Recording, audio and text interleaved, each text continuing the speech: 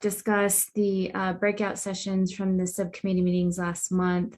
So before we get into our agenda, I just wanted to offer a couple of general updates. As many of you know, our leader and our department's general counsel, Stephanie Salazar, had her last day with the Indian Affairs Department on Monday. And just really honoring her and thinking of her today on this call. She has led the work of the task force at the department for the last 3 years. And, you know, we all came to know Stephanie in each of our own ways. And even though she is no longer at the department, I think you all know how much she still carries all of you in her heart, and the work that we have done together and that we will do moving forward. She built a strong foundation at the department and with all of you to make sure that our families are supported and that they have access to resources, that we created a safe space, and that people were heard. And I know that the outcomes that we see are a result of her work, but also her commitment and heart and dedication. So let's all remember Stephanie and keep her in our hearts. She is working for the legal team at Sandia Pueblo, and I know that she will continue to take her skills and help there at the Pueblo, and we'll continue to see great things from Stephanie. The other thing is we are holding off on other matters related to the task force presentations until the Missing in New Mexico event. I know we're all very focused on that, and it's we have a lot of work to do for this upcoming event. But please, just a gentle reminder to, as we make this transition, to continue to reach out to Melody and loop her in on any requests that are coming in from your organization, to make sure that we don't miss anything in terms of the department. The department will be providing several updates, one of which will be the MMIWR task force update to the Interim Indian Affairs Committee next week, Tuesday. The location hasn't been set yet, but you can view it virtually via recording, and Melody will be with me presenting updates from the task force. I want to thank those of you who provided your guidance and feedback on the presentation. Thank you so much and really appreciate that. Our IAD communications team, Sherry and Aaron, worked with DPS to release the Save the Date earlier this month, and an expanded flyer with registration information will be sent soon as DPS confirms the location. As many of you know, this event will bring awareness about missing persons and family services to support and honor all missing New Mexicans. So we continue to work with DPS, other state agencies and federal agencies. And I'm looking forward to hearing about updates from DPS regarding the planning efforts. Regina and Melody will do more of an in-depth overview of how the task force can support the day of, leading up to and the day of the event, and really appreciate everyone approaching this as an all hands on deck effort. I know that the active and meaningful participation of our task force ensures that we're responding to the different needs that exist from our community. I also want to just acknowledge and remind all of us today as we meet about Seraphine Warren. As many of us know, she continues to make her way across the nation and is currently in central West Virginia. She had most recently dedicated her walk to Leon Hayes, who was last seen February 1st in Shiprock, New Mexico. So let's continue to keep Seraphine in our thoughts and prayers as she continues her journey and to uplift all missing and murdered Indigenous relatives. Our staff continues to grow at the department. We have Virginia Archuleta, who joined our Administrative Services Division. She is helping us expedite a number of contracts through the state process to make sure that we have some services available at the New Mexico Missing Day, and so want to welcome her. And so next on the agenda, I want to hand it over to Regina Chacon and Melody, who will be giving an in-depth review of the upcoming Missing New Mexico Day and highlight the volunteer needs and response that we need from the task force. So with that, thank you so much, everyone. I hope that you continue to be safe and well. Melody, Regina, thank you. Thank you, Secretary. I don't know, I can't see if Regina's on the call, but if she could go ahead and unmute and show her video. But before we get started, I also just wanted to acknowledge Stephanie and how meaningful she has been to me in the time I've been at IAD. She has been a powerhouse and a great leader, and I've appreciated her support and all that she's done on behalf of the task force. So I definitely had a heavy heart with saying goodbye to her, but I also recognize that she is going to do great things for the Sandia Pueblo tribe, or Sandia Pueblo, and I wish her well. And she did say she will be attending the Missing in New Mexico Day, so there'll be an opportunity to see her again there. And of course, you know, in our relations, she'll always be around. So I wish her well. And I also, my last words to her on her last day was that I want to exceed her expectations while I, you know, support the ongoing work that she started with the task force. So I'm here for you, and please reach out. And I'm excited to, as you know, we build the sustainability of the task force where we're going to head. So I don't know if Regina's on, but I'll go ahead and get started. So first, I want to share the agenda with the task force. This is pretty much finalized. We have a few small pieces that we need to iron out. We were planning on hopefully having Governor Lujan Grisham do an opening for the event, but she's unfortunately unable to attend. So please give me a minute while I bring this up. This is a draft agenda, just to let you know, so we cannot officially share this, but I just wanted to share it with the task force so you're aware of what this day is going to look like. So tentatively, we are just waiting on the Indian Pueblo Cultural Center to be nailed down from DPS. So the last I heard, it's in their financial department for review. So we have for our invocation, Andrea Toledo would like stepped up from the Indian Youth Council to represent the Jemez Pueblo for an opening prayer. And we are identifying a new person to open up with a welcome for the day.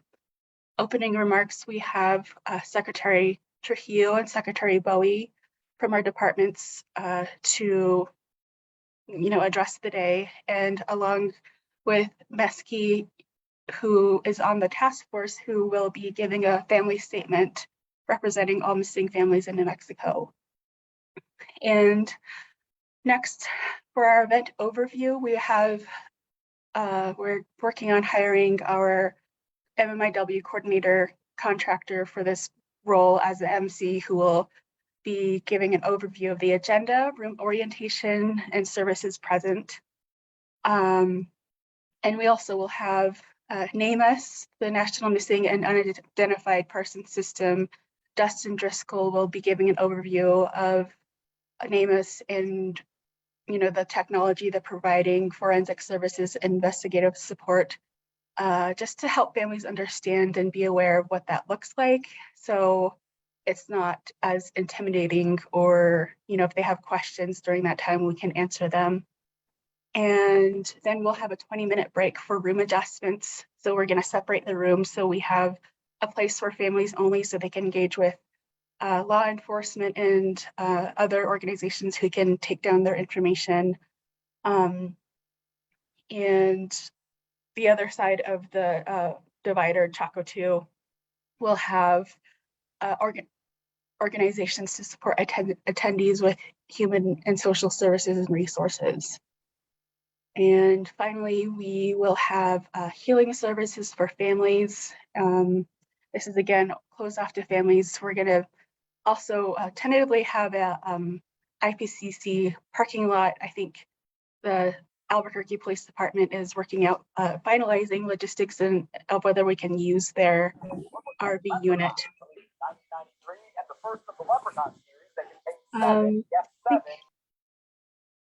Okay, thank you. And so that space is going to be crisis services for families to be received by mental health professionals. And we have secured at least 3 at the moment, and we're looking at securing more for that day and that time to support families. And then we will be closing with a prayer and wrapping up at 3. Boxed lunches will be provided from 11:30 to 12:30. So from IAD standpoint, we would like to ask the task force for volunteers. And if you are able to commit today, we need to get a head count because we're looking at possibly ordering some items for the task force, if that works out or not. But if you could put your name and your t-shirt size in the chat, so we can take that down as a confirmation that you will be able to attend and volunteer. More information will go out regarding the next item I have for our group is a training. And I'm going to pull up another. Are there any questions or any comments that the task force has so far while I transition to the next?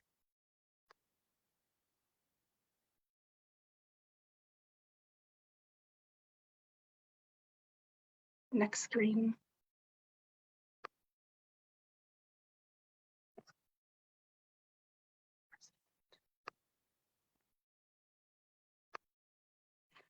Okay, what I have next is a result from our subcommittee breakout sessions from last week.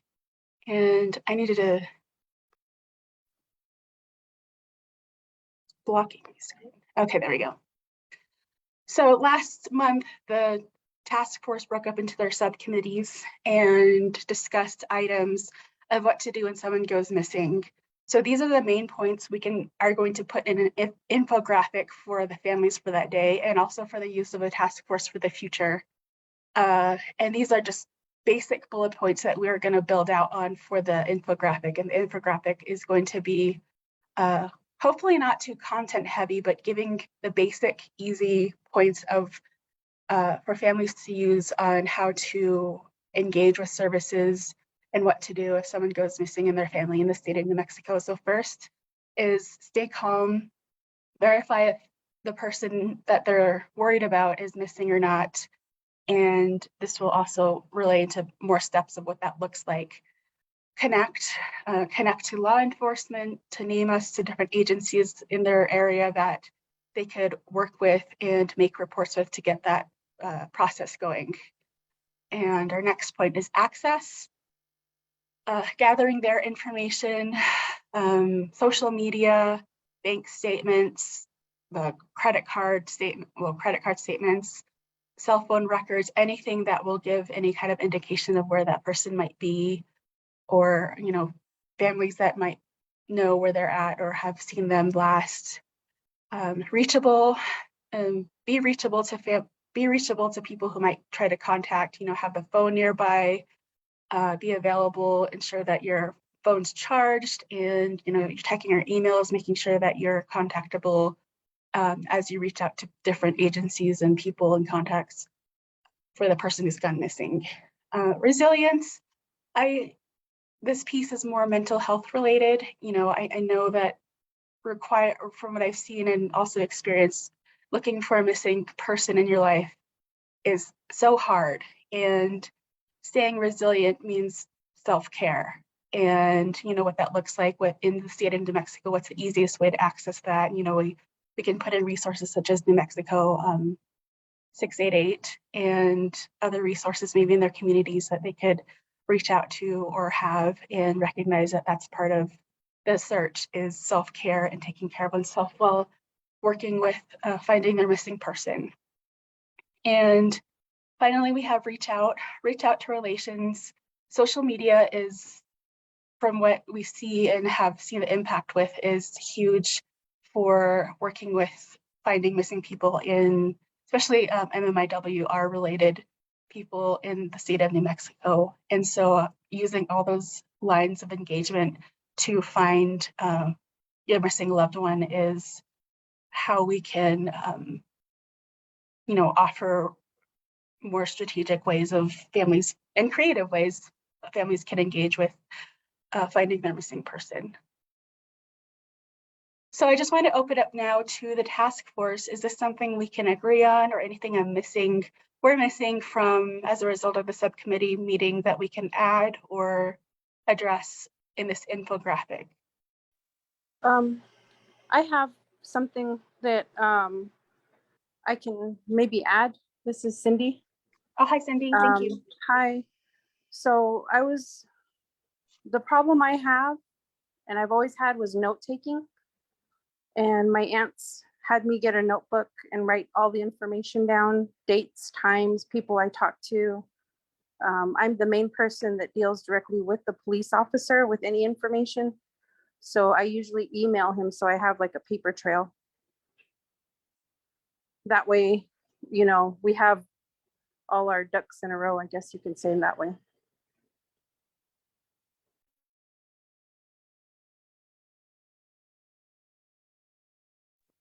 Thank you. That's really helpful. I've written that down.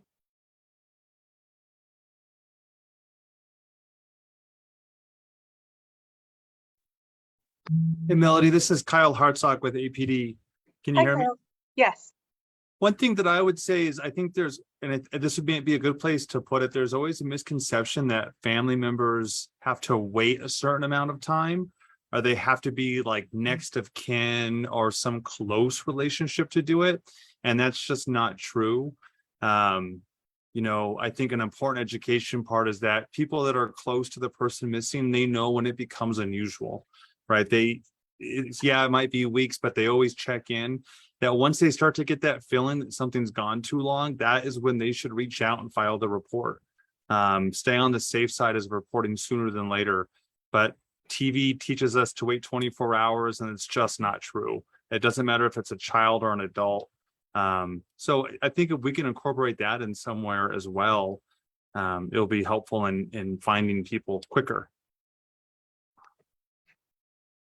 Right. I agree. And I think that's an important piece of this infographic is we're giving out factual, easy to read, low-hanging fruit information that families can work with.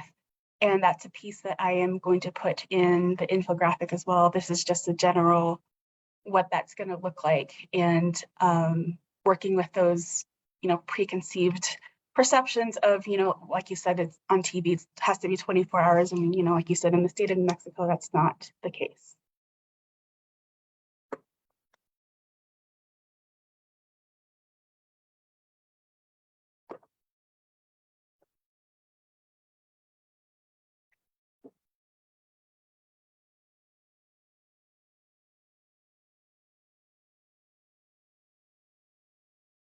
What other thoughts or recommendations does the task force have?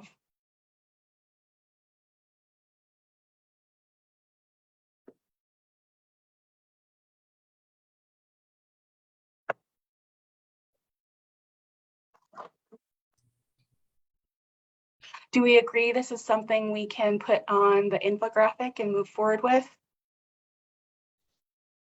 I have a question, Melody, and I'm Oh. sorry, this is Delilah, but I was I didn't hear all of your presentation on this because I was on another phone call, but is it possible? I like the graphic as the way it is, but looking at it, I'm kind of thinking that maybe, you know, if we're obviously we're going to encourage people to contact law enforcement, but I think when they make that contact, they do need to already have like basic information available for the individual, like, you know, date of birth and all that other stuff. So is it possible if I don't know if we need to flip those things or if we need to like combine them, the connect and access. Right, this is a PowerPoint. This is not the graphic we're going to use. Okay. And so these are the main points gathered from the meeting last month that the subcommittee members broke out on the items that could go in an infographic. And so this is just general information. So for the bullet points, we're going to build out on those bullet points for the actual infographic. So these are just ways we can work with in the communities in New Mexico and what families could use. Okay. And I apologize. Like I said, I didn't hear the beginning part of the presentation because I was on another call, but if you went over that, I'm sorry for making you repeat it. Oh, you're fine. I'm so glad you could make it. Thank you.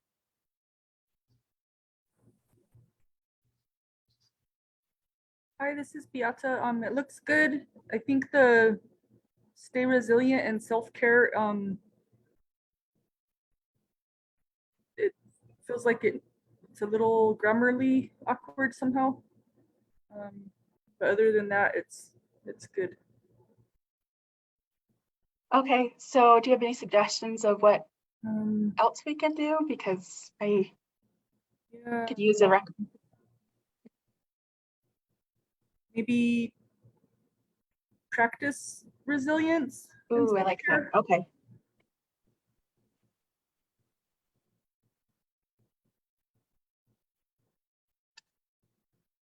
Hi, this is Reyes. I was also thinking, just to kind of echo what Beata was saying, and this might make it even longer, but I wonder if there's something that we could also do to also center community care. Also, instead of just saying self-care, maybe it's something along the lines of community care. I love that. Yes. Yeah, because I think especially for families and victims, it's important to really think about the language so that way they remember that they're not alone or that they're isolated in the impacts that they're facing.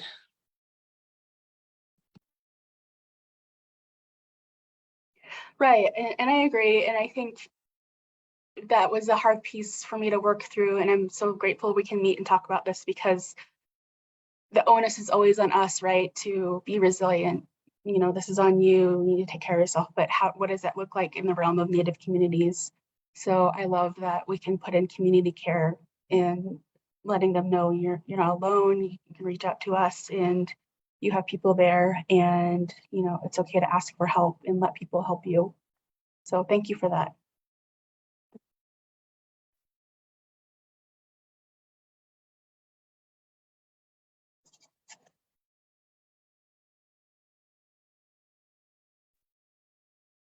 Hey, Melanie, this is Resita. I think that the topics that you pick is pretty much straightforward. Plus, you're indicating that you're building more into the stay calm, connect, access, your bullet points there. Also, I guess in resilience is also family care, because family is a big part that can assist you. Especially if you can't, I know a lot of families get overwhelmed and they get scared or they're thinking the worst. There's always other family members there to help. And I think that would be also one of the care, family care could also be in there with self-care and community care. But other than that, good job.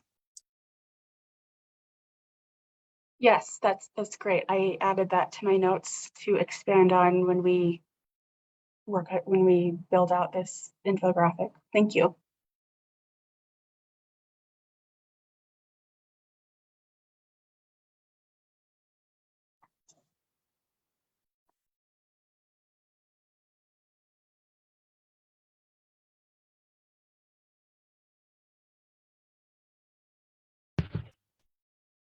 And hey, Melody, this is Kyle again. I put some of it in the notes there, but I think maybe defining resilience.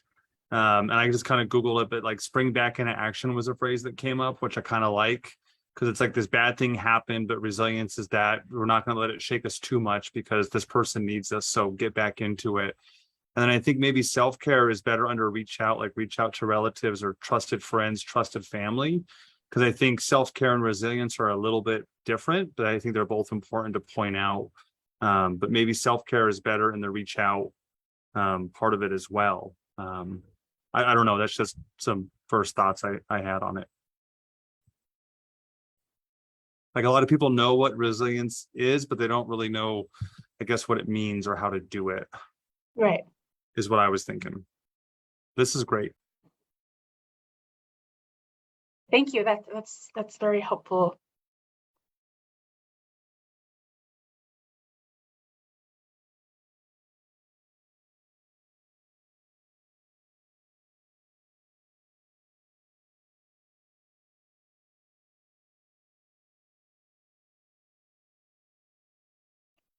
All right, well, we'll go ahead and move forward with this. If anyone has any more comments, please let me know right away because we're quickly going to turn around with this and get this product going. Next, I wanted to go over our volunteer training. So again, if you would like to volunteer for Missing New Mexico on Saturday, October 22nd from 9 to 3, please put your name and t-shirt size in the chat so we can track that. We really need to, I know this event's fast coming, so we really need to have confirmations right away from the task force. And then I'm going to be identifying a day, like maybe a week or so before the event. We're going to have a training for those who volunteered for the task force on trauma-informed care. And that is going to be ways that we work with the families who are there and know what to expect and how to approach and how to be respectful to the families and know if there's any resources that we need to connect them to during the event. So just letting you know that's coming up for those who are going to volunteer for the event. I think I saw a hand raise. I can't really see past my screen, so. Hey, Melody, sorry, it's Chastity. For that training that you're speaking of, do you have an idea of a day that you'll be conducting that? Just to kind of give us a heads up so we can clear our schedule if needed. Right, I can send a hold after the meeting today so you're aware of the day. I haven't identified that yet because we're still securing a contractor. Okay, great. I'm looking at least a week before, so it's fresh on our volunteers' minds of, you know, how to work with families and what trauma-informed events look like. Okay, thank you, Melanie. I appreciate that. Hey, Melody, this is Reyes with PAA. I wanted to offer that if there's any assistance needed for the training itself, depending on the day, of course, I can assist as needed, just to kind of help facilitate the space with you, or however you feel most comfortable. Can you email me as soon as possible, and so we can talk about that because I could use that support. Thank you. Yes.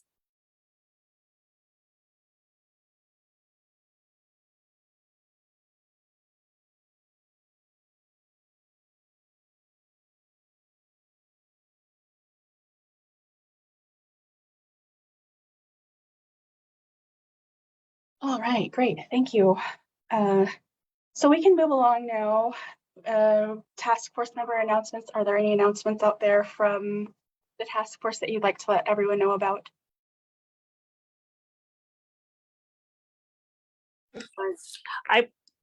Okay, so Hi, this is Darlene. I just wanted to refer you guys to a couple of podcasts that have come out on the Anita King story, and also a episode of the on Discovery Channel called Disappeared, and it's called Navajo Nightmare. And then the podcast is called Missing Colors, and it's on Spotify and Apple. So I would just encourage everybody to look at the podcast and the TV program. That's all I have. Thanks, Darlene. Can you put that in the chat? Sure. And then there's also a story today in Indian Country today about the rally on that was had at UNM. You're muted, Darlene.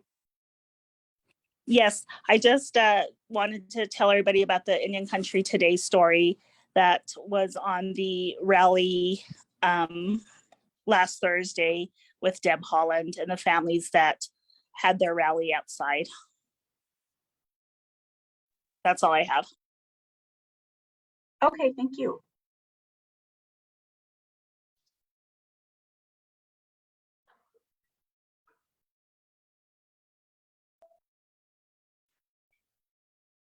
So I can go ahead and present, Melody, for the data subcommittee.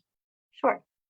Hi, everybody. For those that don't know who I am the co-chair for the data subcommittee for the New Mexico Task Force. And I just wanted to let my group know, I haven't touched base with a lot of you. We've been so busy helping DPS and IAD with the planning committee for the missing people event. So we have myself, Linda, and Mesky helping. And right now we're just in the works of just really focusing our time and energy towards that event, because we have about less than 4 weeks to get everything done.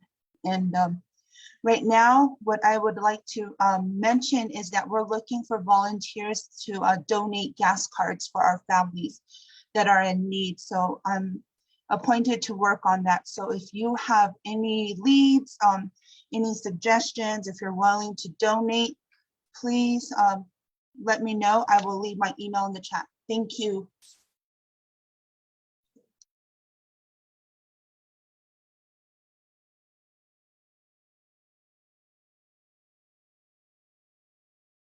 Thanks, Chastity. Yes, any support we can have with the gas cards. This is something I've seen other states do in regards to their missing in their state day. So if you have, and this, again, Secretary said this is all hands on deck. So we need that information right away. If you can support Chastity in that, we'd love if you could hop in there and give her that support and resources.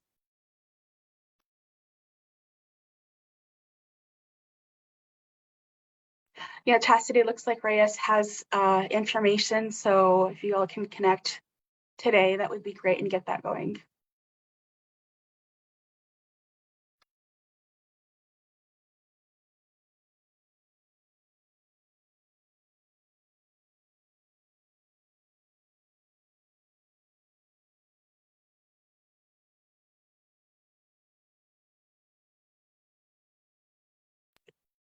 Regina, I see you're on. Do you have any updates for the Missing in New Mexico Day from DPS? Hi, good afternoon. Yes. We got good news from DFA yesterday that they've preliminarily approved the IPR, and they are going to issue the PO. So we got that approval. So it is by today or tomorrow morning at the latest. So we're really happy with the venue. We think that's going to be done, and we're going to be able to solidify that. We have ordered some swag, for what we call swag, for the event, and to help out. We've ordered notebooks, lanyards so people can have their names, you know, so we can identify people if they want to put their names. We have some backpacks, stuff like that, so people could carry documents or resources that they receive. So we have just little stuff like that. The EMT services, we are working with Albuquerque Fire right now to try and get some services for EMT. We're going to do what's called an open purchase order, just in case there is a situation or event where we need to utilize their services. So we're in the process of that. So that was a great suggestion by the task force, and so we appreciate that. And so on the purchasing side, that's where we think that most of our purchasing is in a good place. We started the task force, worked on the forms. Chastity mentioned earlier that the forms are being worked on. So we worked on registration forms, intake forms. They worked on the save the dates, there's been letters that were worked on. They are the participation letters requesting. It had Secretary Trujillo and Secretary Bowie's signatures that are inviting the public and participants and resources to come and join the event. And so those are all forms and letters that have been worked on in the short period of time for the event. We have come up with a procedure for the intake process. So along with the intake form, we've worked on the procedure for that process. And so we now know what pretty much was what's going to happen. Our clearinghouse in the AG's office, AG's has agreed to participate and help the clearinghouse on that. So the families will come in, they will you know, give the names. We're going to be looking the name up of the missing loved one in NCIC immediately. And so then we're able to ascertain if they are an NCIC. If they are an NCIC, each NCIC entry is given what's called an M, like a NIC number is what we call it. And so we'll write that on their intake form so the officer knows that they are entered into NCIC. If they are not entered into NCIC, that will also be on the intake form. And so then we'll make sure that law enforcement agency is is doing the entry. So every single intake form that we're taking, we're logging. So the clearinghouse's responsibility after the event is completed is to follow up with each law enforcement agency to make sure, and or the family, if they want to be followed up with the clearinghouse, to make sure that that's gonna be that their information is being set up. Yeah, so I think we're moving along. It is definite progress. And we also did an outreach to law enforcement agencies. We already have some law enforcement agencies that that have already said they were coming. We have Hobbs PD, Sandoval County, just Pawtucket PD. We have some agencies that have already responded and already agreed to participate. So we're really happy about that too. So it looks like we're getting some participation. We're reaching out to the OMI and hoping we can get somebody from OMI to attend as well. So if anybody has any other ideas of any other resources or agencies that would be helpful in this process, we're happy to reach out to them and try and try to tempt them and invite them. So so there's something that, have you reached out to Santa Ana Pueblo, Governor Sanchez? So yes, so we did reach out to Santa Ana. We have not heard back. So what we did was we have these mass emails for all law enforcement, chiefs of police, sheriffs, for tribal and non-tribal. And so we send them out, and we've been sending multiple emails out. We also have contacts with their dispatch centers, just hoping that they could get that information. So we're trying multiple ways. If Governor Sanchez, if you have any contacts at Santa Ana that would be good for us to talk to directly, we're happy to call them directly. Our next plan is to next week is to actually start calling people that we're not hearing from, agencies that we know would be important. Okay. Thank you, Governor Sanchez. Well, I'll be using that email, and we'll email you the information so you can pass it on.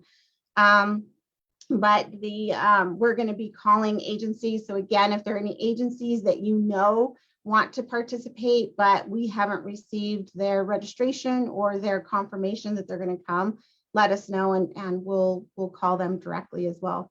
I think on the other resource side, and the task force has really been working hard on getting counselors. I believe we have a healer who has also agreed to attend, which we're really fortunate. And I think we have all of our counselors in place, I believe. So yeah, so that's the subcommittee has been working really hard to bring this all together. IAD and DPS it's an everyday. We're working on this. We're dedicated to it. So, but we're always open to suggestions and ideas. If anybody has them, give them to your committee chair or your committee representative. And I believe Secretary Trujillo has her hand up. Yeah, thanks for that update, Regina. So it sounds like you're in the very near stages for the financing stuff for the location, but is it pretty much a go? Can we start advertising the location? I know, so Melody, that we can get going on some of that stuff. So we're going to be set with the Indian Public Cultural Center, right? Yes. So what we're being told, Secretary, is that DFA approved it. And so now our finance department was processing the PO. So they have to actually go into the share system and do a PO. So that's what we're being told, that this was as of yesterday at 5 o'clock. So we're hoping that by today we should have a physical PO, but absolutely it is a done deal. Awesome. That's great. Yeah. All right, everybody. So I know that was one thing that we were just waiting for. I think a lot of stuff, in addition to what Regina was sharing, which is already flowing. I know that now we can kind of get moving on some things, Melody team, now that we have IPCC locked in. And for those not familiar with the state, there's all these processes, but I just wanted to check in, Regina, I know that's the final end stage of the PO. So thanks. Yeah. Great. Thank you so much for that, Regina. And IAD is ready to release the form, the expanded flyer. We've made the registration digital with a QR code and a landing page on our website. So we are ready to go on our end. Good. Okay.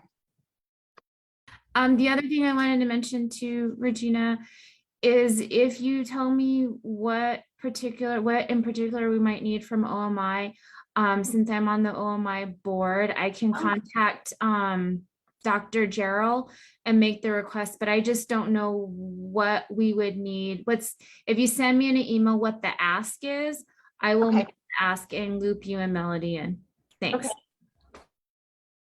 Thank you, Secretary. We actually were just hoping that they could, because I think another part of it is that families would like to know, how do you get information from OMI? We work with that a lot. Like, how do you get reports, or how do you know if a loved one is there, or how could we find out? And so it'd be good if we could have information there, somebody from OMI that says, this is how you put in a request for a report, or this is how you find out, or there's a 1-800 number. And so you know, that's really what it is, but I absolutely will put it in an email and send it to you.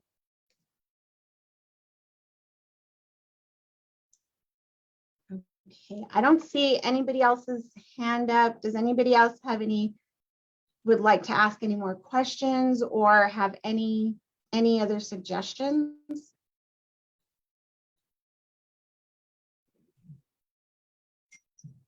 Okay. And I think in the next week or so, once I get that PO in hand and I can send it to IPCC, we can start working on the menu stuff, exactly what is going to be like on the menu. And we already did a tour. I think that's a good part of the update that I failed to mention is that we did, the subcommittee, members of the subcommittee were able to tour the IPCC so we could get a visual of where things were going to be in the 3 rooms. So those that are familiar with IPCC, it's the Chaco 1, 2, and 3.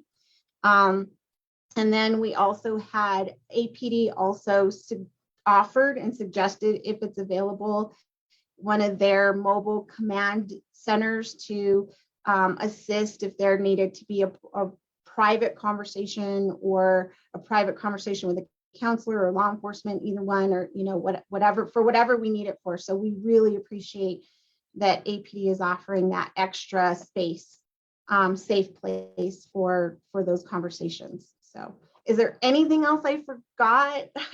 I'm not sure. I went down the list, the task list as well.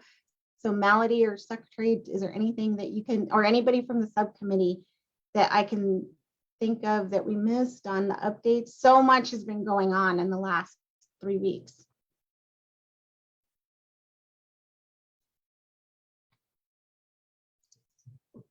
Thank you, Regina. It's Chastity. You send it all up. It was perfect. Thank you. Good. All right. We're very excited for this event, and we're hoping that every single one of the members on the task force is able to make the event as well, because I think that would mean so much to the families and to see who is representing them. And so I think that would be great. So I hope everybody can attend. Hi, Maddie, you can go ahead. Hi, everyone. This is Maddie. I haven't been on a meeting for a while, so just starting back. I've been out for a while, dealing with personal stuff for a couple of months. So I'm back. So I might have missed a lot of meetings and a lot of stuff. So if people can send me information on like the upcoming events, what is happening, also information on the gas cards, because I might have some resources that I could reach out to see if they can donate gas cards, or even possibly doing like a fundraiser type of thing too. So I have some ideas. I'm also going to be doing some things where I can announce what's going on within our group also too. So I'm slowly getting back into the things that I was doing before. So yeah. Thank you, Maddie, and welcome back. And I'm so glad you're putting yourself first with self-care and, you know, taking care of what you need to do on your end. And I'm, you know, glad you're still here and dedicated to the task force. And I just want to reiterate that Chastity is a point of contact taking on the lead for the gas cards. So if you wanted to coordinate with her, having ideas, she will be reporting back to our subcommittee on Friday on what that is looking like for our planning. So thank you so much. I really appreciate the members who've really chimed in and stepped up to organizing. And of course, you know, the time is critical right now for us to deliver these services and deliverables for the day of and for the families. So that's my charge, and what I'm focused on is to honor the families who are going to be there and ensure we're giving them quality services for that day. Melody, can I ask, I know gas cards is an issue. I know through the work of the Indian Affairs Department and DPS, we're covering a lot of costs. I guess maybe what might be helpful, and you might have this already, is there a list of items other than gas cards where there are some unmet needs that we might want to think about, like as we start to reach out to our larger connections and saying, or if people go, oh, I want to donate, like, what are those items, or what can we, is there anything that we need that our state agencies aren't covering, either because we can't, because of procurement and other issues. Just wanted to put that out there. I think per diem for families who are going to be there and, covering meal costs is one thing that I'm seeing that is an unmet need. Okay, because we're gonna have food and beverages and stuff covered the day of, right? I think I caught Yes. Gina mentioning that or a little bit, and we have the location, we have some rooms, we're gonna have some support services. But I think that's something to think about, Melody, as you're putting together your list, because that's gonna help our task force too. And not only if we want to donate individually, but as we reach out to other people. Because I just asked someone and they said, what do you need for us to donate? I don't know what to respond. So I just wanted to put that out there. Right. Oh, go ahead. Oh, no, go ahead. Oh, yes, thank you for that. And we can, for our meeting tomorrow with DPS for planning, we can look at those unmet needs. I know them from our end. I don't know them from DPS's end. And I think Regina was gonna speak about that too. So we can have that organized. And at this point, if, we're open to ideas and suggestions, but if there's an idea, please plan on taking the lead on that and organizing that. And the easiest, we're going for low hanging fruit, right? We need to make this happen. So if an organization says we can take this on, it's easier. We'll do that GoFundMe page. Just let us know what needs are there. We need to roll with that. Reyes, you have your hand up. Oh shoot, I'm sorry. I didn't realize I didn't put it down. But you had kind of summed it up in terms of us looking back at the list of items or supplies that we were thinking of for the event, because I do remember past conversations and us wanting to be cognizant of like the support services they needed, and we had also mentioned family baskets. And so maybe that could be on the list of donations of like family baskets of care and support for the families. I know that that's just an idea across the board of for a lot of people who do the work around MMIWR. So just wanted to put that out there again. Right, from IAD's end, that's been taken care of. And we had input from the subcommittee of what items we could put in there, given the timelines and the deadlines we've asked for everyone to be mindful of just because of procurement processes. So that's why I just like to put that on the task force. If there's an agency who can take it on without hesitation and know that they have the resources and ability to do that, at this point, since we're so close to the event, that's the expectation.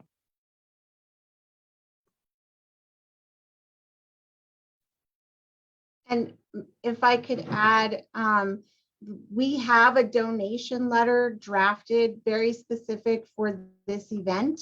And so if you contact us, if you have a donation and you want it to be donated through the clearinghouse and for it to be tracked and that type of thing, we'll draft so it's a general donation letter that we drafted for this event, and then we'll insert like, thank you for your donation of X amount of dollars, or these products, or these, whatever it is, and then they can have it for their files for tax purposes, so that it could benefit them as well for tax donations. And so just let us know what the donation is, and then we'll insert appropriately. So you can work through that with Melody, and then Melody can make sure to get it to us. Melody, if you don't mind handling the funnel through, just so we're making sure that we're tracking all the donations and getting it in a timely manner.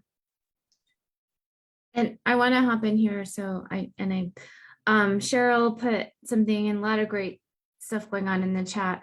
But I think to Melanie's point, so we can talk about what state agencies are covering. We can identify some unmet needs. So could the task force, but some of this needs to kind of run through our sister organizations and partners, because to Cheryl's question, we can't create a GoFundMe account. We're guided by procurement. We have the processes. That's why I was really excited to hear that Regina was able to get they're going to get their PO in place for the place. So if we run things through the state, it kind of takes a little bit longer. We have a lot of rules. And like we can't purchase, I don't believe we can purchase gas cards. So that's why we want to make sure that some of those unmet needs are participating and supporting organizations. If they have the capability to do it, let's direct people who want to donate to them, so then they can help us and help the families get that need met.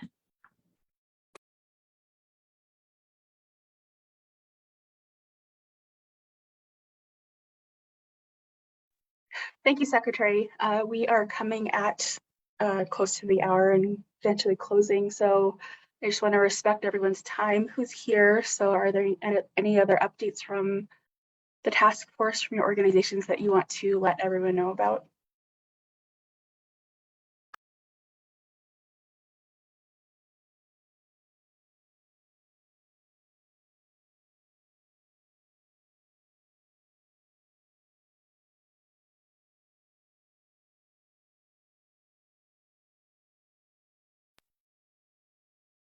Okay, so I am going to go ahead and ask Executive Director Delmar from Navajo Nation. He's going to be closing with a prayer today.